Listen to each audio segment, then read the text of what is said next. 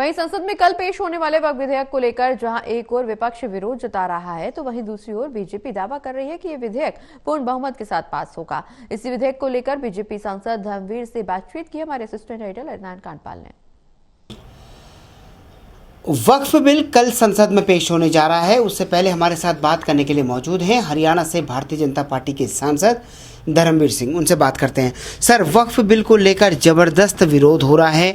विपक्ष जहां आप लोगों पर निशाना साध रहा है कि आप देश का सांप्रदायिक माहौल खराब करना चाह रहे हैं, वहीं दूसरी ओर सरकार ये कह रही है कि इसको लेकर कंफ्यूजन फैलाया जा रहा है। आप क्या कहेंगे? अपना आज़ादी के बाद आज से 11 साल पहले का भी भारत देखा है, अब भी इस भारत को देख रहे हो। ये सांप्रदायिक दंगे पहले होते थे या अब होते हैं? पिछले 11 साल में आपने देखा कि लगभग कहीं पर भी आपको कर्फ्यू नज़र नहीं आता सांप्रदायिक दंगों के मामले में। और पहले हर महीना हर साल कोई प्रदेश अछूता था।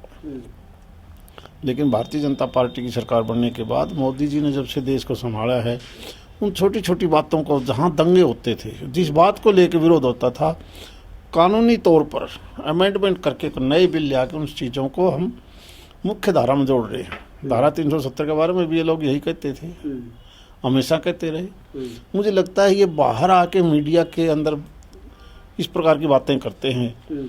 चुनी हुई सांसद, लोकसभा हो राज्यसभा हो, बहुत अच्छे बहुमत से, और मैं तो ये मानता हूँ विपक्ष की पार्टी के नेता भी जो सांसद हैं खुद या तो हाजिर होकर हमारे समर्थन करेंगे या वॉकआउट करके हमारा समर्थन कर देंगे।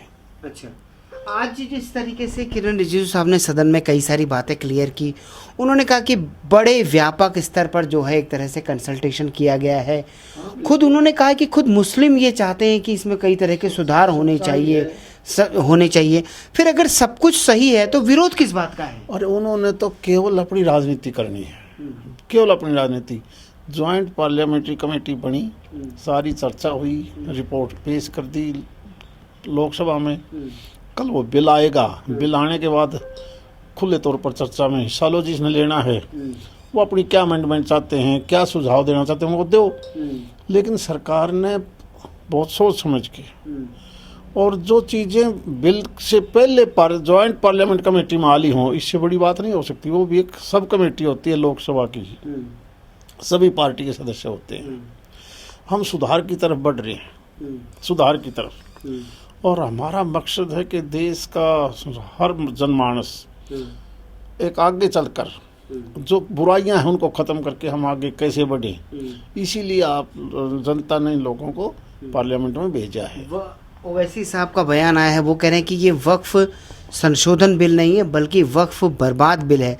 उन्होंने तर्क ये दिया है कि जब सिखों की धार्मिक संस्था में कोई गैर सिख शामिल नहीं हो सकता, तो मुसलमानों की संस्था में कोई गैर मुस्लिम कैसे शामिल हो सकता? ओवैसी की कभी कोई बात सही निकली है? जब से वो पार्लियामेंट में आए हैं, क्या कभी उसने कभी देश हित में कोई बात की है? सारा देश जानता है यार, उसके बारे में कोई चर्चा करना ठीक नहीं। तो आपको क्या लगता है कि कल संशोधन, जो वक्फ संशोधन बिल है, वो पूर्ण बहुमत के साथ पास होने? आप देखना, रिजल्ट आएगा जब देख लेना। आप पार्लियामेंट आजकल तो डायरेक्ट लाइव है, देख लेना।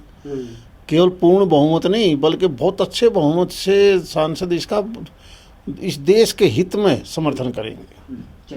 तो कुल मिलाकर के अब उम्मीद तो खैर भारतीय जनता पार्टी को यही है कि पूर्ण बहुमत से इसका समर्थन हासिल होगा और ये बिल जो है कानून बनेगा। लेकिन अब कल के दिन में जब ये बिल संसद के पटल पर आएगा तो देखना होगा कि किस तरह का विरोध और किस तरह की बातें जो हैं इसको लेकर सुनाई देती हैं। कैमरा पर्सन शूरवीर के साथ ललित नारायण कांडपाल, टोटल न्यूज़, दिल्ली।